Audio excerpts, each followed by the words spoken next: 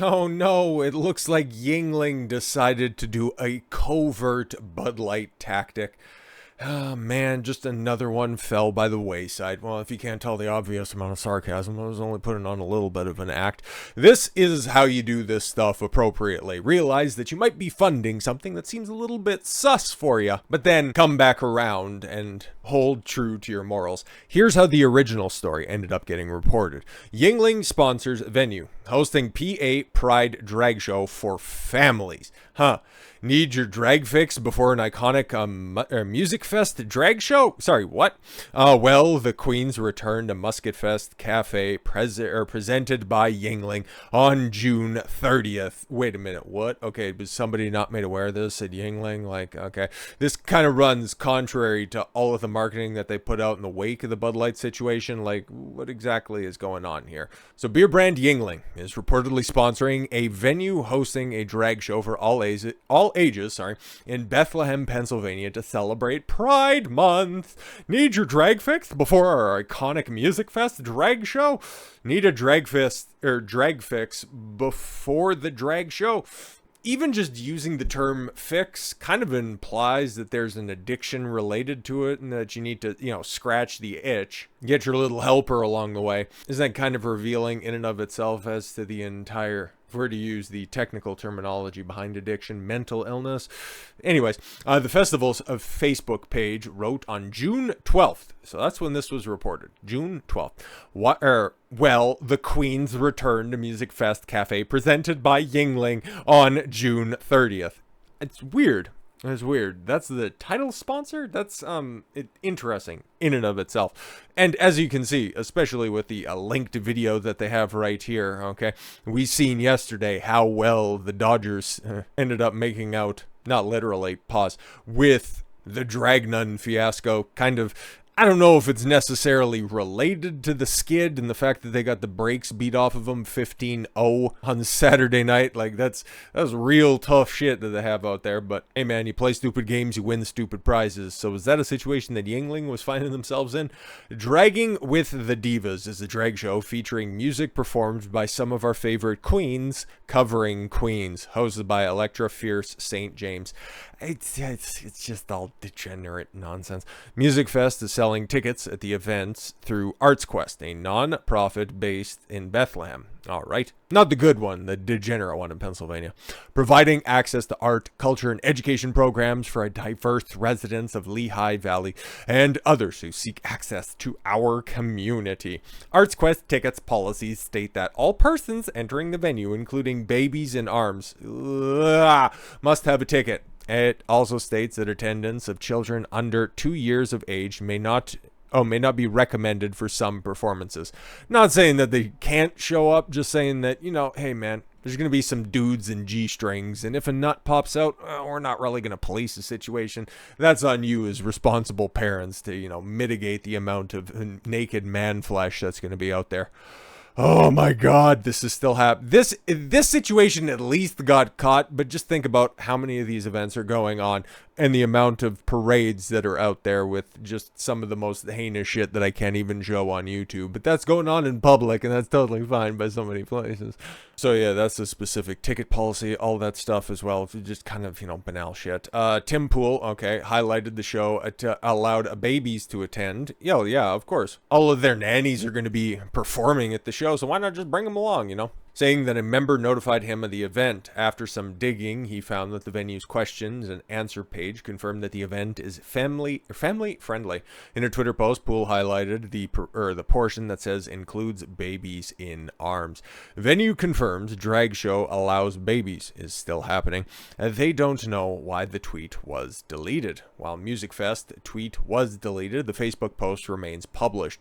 Now, the show's panel questions whether Yuengling was going the route of Bud Light or whether they sponsored the music festival and the venue used their name inappropriately for the drag show.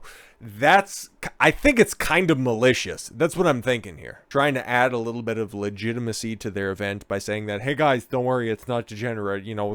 One of the most patriotic beer brands that's out there right now, at least on a mass scale. Yeah, no, they're sponsoring this stuff, so that's totally fine. So either they're trying to appeal to authority by saying that we have a big brand on our side, or they're trying to do some covert shit where they're just trying to take down Yuengling in everybody's approximation, or maybe it's not even that deep and it's just, okay, cool, who's our big who's hosting this stuff, okay, who's putting it on, okay, who's the big sponsor, okay, great, just slap it on there. Fantastic stuff.